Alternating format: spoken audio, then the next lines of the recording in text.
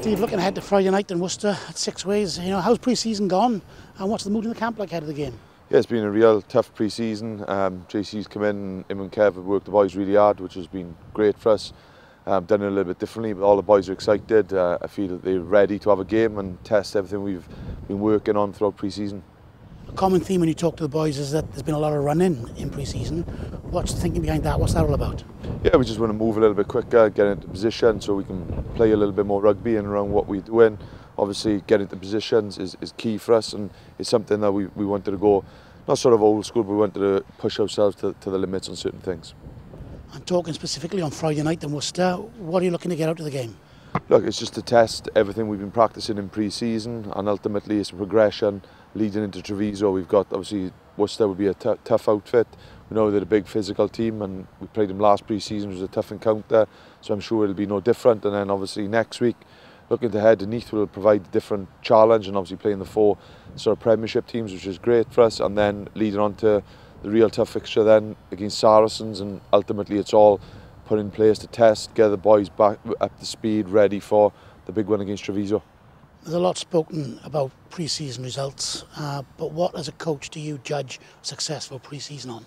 Yeah, ultimately it's getting boys up to speed and where we need to be for Treviso. It's not, I mean, look, don't get me wrong, we want to win every game, but it's testing what you've been practicing. There will be a few chinks in our armour, but it's something, there's a plan being put in place for us to ultimately be ready for Treviso. There'll be a couple of things where we haven't probably put enough time and effort into when we get to Worcester, but then we've got Worcester, Neath, Saracens, and then we've got a good 10-day sort of window plus ready for Treviso. So we feel we've covered a lot of bases, but it'll just be going along, and ultimately the focus is we start ready to start at the beginning of the season.